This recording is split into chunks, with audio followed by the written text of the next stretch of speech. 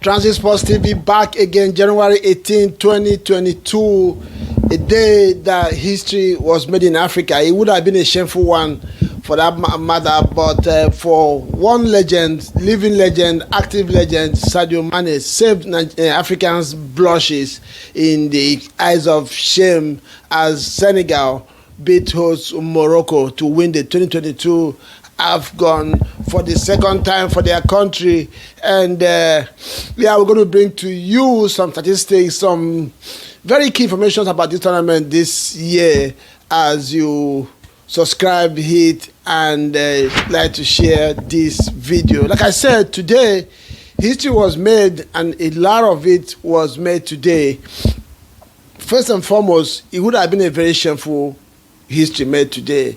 Senegal were on the brink of abandoning the game at about 2 minutes or a minute into the end of the game. But for the leadership qualities of just one man, Sadio Mané, calling back his colleagues, even against the coaches. And this is one of those occasions where the players can override the coach's instruction. The coach was caught up in the emotions of the event of things going on in the game. As VAR made a very suspicious call. For me, that was a very, very wrong call. I didn't see that as a penalty against Senegal, but still, you have to respect the rules of the game. That decision didn't go down well with Senegalese players and their coaching staff, and they were called off the pitch. Mane said, no, this is not how things are done. Call back his colleagues, and in a very mysterious and what word am I going to use now? And strange circumstances. Raheem Diaz, who won the top scorer of the tournament,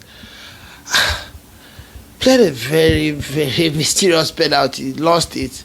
Senegal went ahead to score in the first half of the extra time and won the tournament. So after today, Senegal winning this tournament now means that the West African region of the continent has now won 12 of these tournaments as against the 11 won by the northern region.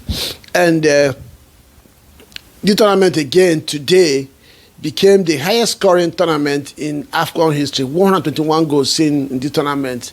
You cannot go wrong with that. And also, the organizers also hosted with the best infrastructure that you have seen in AFCON. If you want to go further, again, the 4 individual awards won in this tournament were won by 3 players who are based in Saudi Arabia. In Bono being the best goalkeeper, Mane, best player of the tournament, and who was the third one now? The one I can't remember. So yeah, it's some history we have made today, but I'm going to talk about the tournament proper, and that is talking about the infrastructure. The infrastructural display in the tournament is the best we have seen in Africa. The turf, the stadiums themselves, and the organization as well. Even the use of VAR throughout the tournament, barring the last one, these finals today. First of all, Senegal scored a goal. I felt that goal was a goal because in corner kicks, there's always going to be physical contact. And that goal was disallowed. And now a very soft penalty allowed for Morocco on the other end, which almost gave us a shameful end to this very spectacular tournament that we experienced this year. And Mane saved the blushes of African football in the presence of the CAF president, big names like Arsene Wenger and the host of them all around the globe. And he said that 170 countries watched this game today. So that tells you how big the AFCON has become. Senegal today now be one of the teams that has won the AFCON twice in their history. Sadio Mané also made history today by being the third player to have won AFCON twice and also won the best African footballer of the year.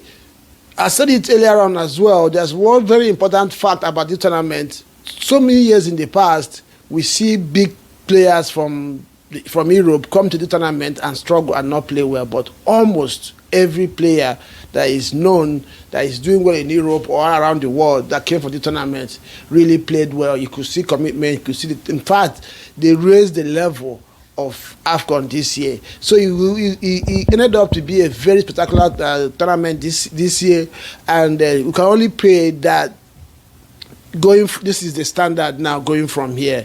Publicity, infrastructure, quality of play, quality of officiating, the turf, the stadiums, whatever you want for a tournament to be as good as you want. And we did not hear any negative stories about maybe hotels or the city.